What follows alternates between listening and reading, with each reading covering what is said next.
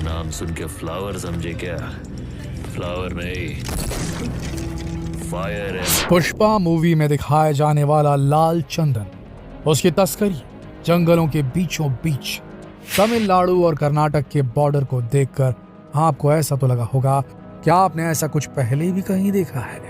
बिल्कुल आपने सही गेस किया। यह फिल्म पूरी तरह से एक ऐसे डाकू से इंस्पायर होकर बनाई गई है जिसने 40 सालों तक तमिलनाडु और कर्नाटक के जंगलों में राज किया। जी हाँ दोस्तों, वीरप्पन की जिंदगी से इंस्पायर होकर बनाई गई फिल्म पुष्पा आज सारे रिकॉर्ड तोड़ती जा रही है। अब तक इस फिल्म ने करीब 300 करोड़ रुपए कमा लिए हैं।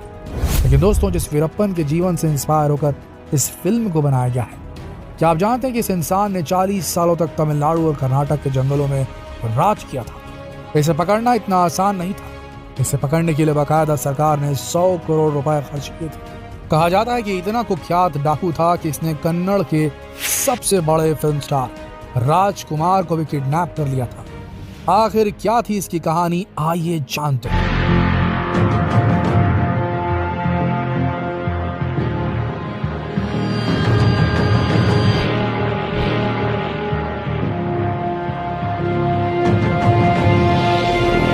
अक्टूबर 2006 देश के सभी मीडिया चैनल से एक ही खबर दिखाई जा रही थी कि दक्षिण भारत का कुख्यात डाकू वीरप्पन एनकाउंटर में मारा गया।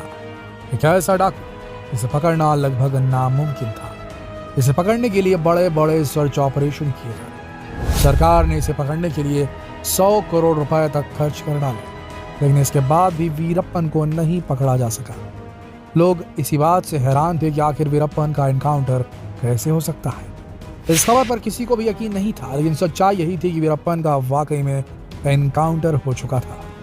चंबल से लेकर दक्षिण भारत तक भारत में बड़े बड़े डाकुओं का राज रहा है, लेकिन दक्षिण भारत के वीरप्पन को आखिर कौन नहीं जानता।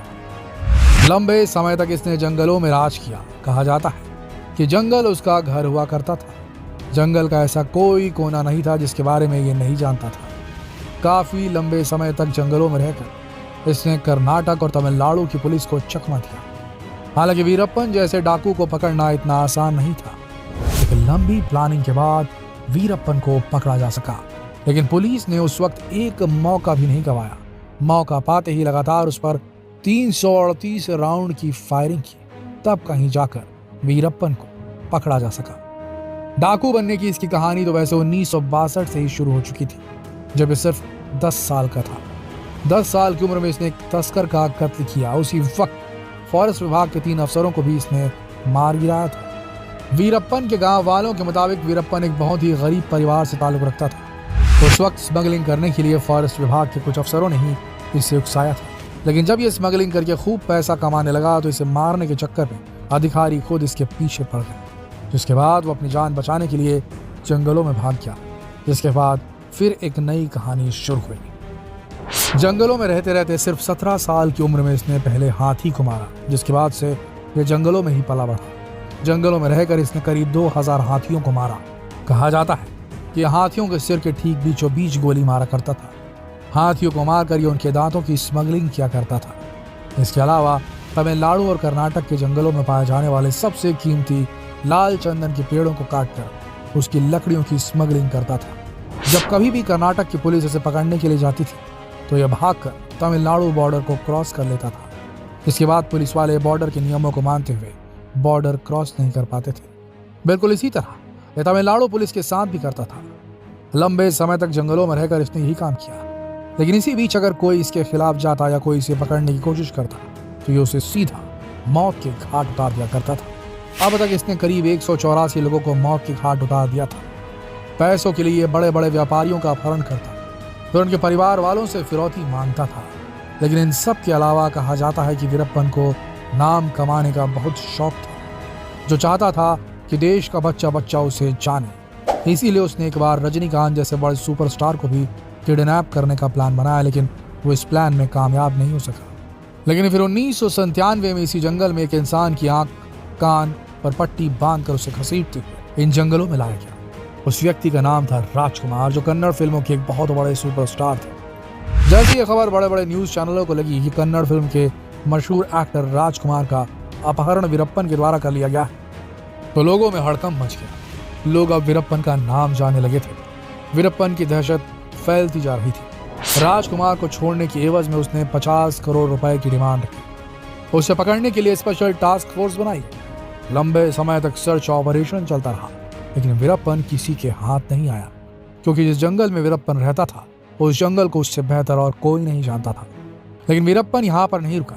सन 2002 में उसने कर्नाटक के लिए एक मिनिस्टर नागप्पा को किडनैप कर लिया। मांग पूरी न होने पर वीरप्पन ने उन्हें मार दिया।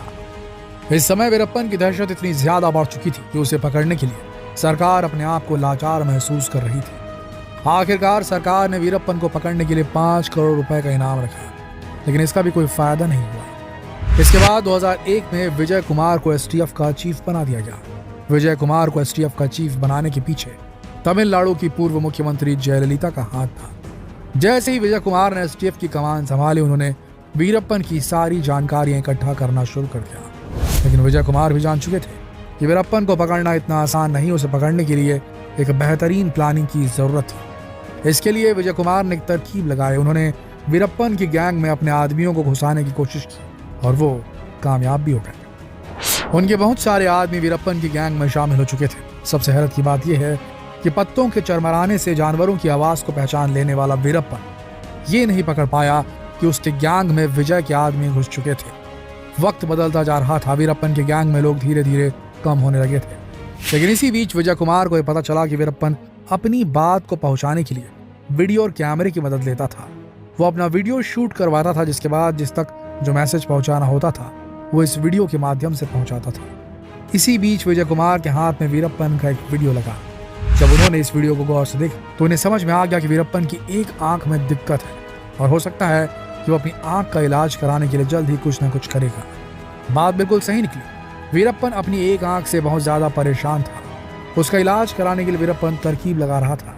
विजय कुमार के जो लोग वीरप्पन की गैंग में शामिल हो गए थे, उन्होंने वीरप्पन को उकसाया कि अगर वो समय रहते अपना इलाज नहीं कराएगा तो उसकी आंख खराब हो सकती है। आखिरकार वो दिन आ गया जिस दिन एसटीएफ का बहुत बड़ा सपना पूरा होने वाला था। वीरप्पन को पकड़ने की सारी प्लानिंग हो चुकी थी। वीरप्पन की गैंग में शामिल हुए विजय कुमार के लोगों ने वीरप्पन से कहा कि सड़क किनारे की एम्बुलेंस आएगी जो उसे हॉस्पिटल ले जाएगी, लेकिन असलियत में कोई एम्बुलेंस नहीं थी, बल्कि पुलिस की गाड़ी थी जिसमें ड्राइवर और वार्डन विजय कुमार के आदमी थे। जब वीरप्पन जंगल से बाहर निकला तो पापीरा पट्टी गांव में उसे वही एम्बुलेंस मिली। वीरप्पन और उसके कुछ साथी उस एम्बुलेंस में बैठ गए। एम्बुलेंस चल पड़ी। थोड़ी दूर जाकर ड्राइवर ने गाड़ी को रोक दिया। इसी बीच ड्राइवर और वार्डन दोनों गाड़ी से निकलकर भाग गए। जहां पर गाड़ी रुकी हुई थी वहां पर ढेर सारे पुलिस वाले छिपे हुए थे। गाड़ी जैसे ही रुकी, पुलिस वालों ने फायरिंग शुरू कर दी।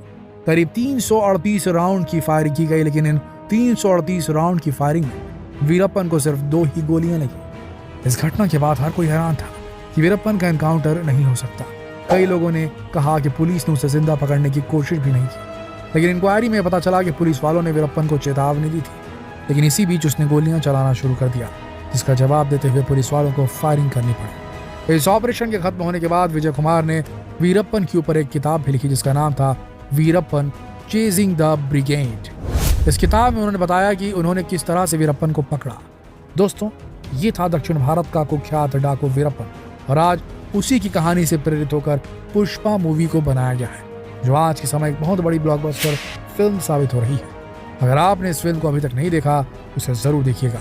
मिलते हैं अगले वीडियो में। अगर आपको वीडियो पसंद आया तो इसे लाइक और शेयर कीजिएगा और चैनल से जुड़े रहने के लिए सब्सक्राइब बटन दबाना ना भूलिएगा। तो फिर मिलते हैं एक और दिलचस्प रोचक स्टोरी के साथ। तब तक के लिए आप सबका इस वीडियो के अंत तक बने रहने के लिए दिल से धन्यवाद।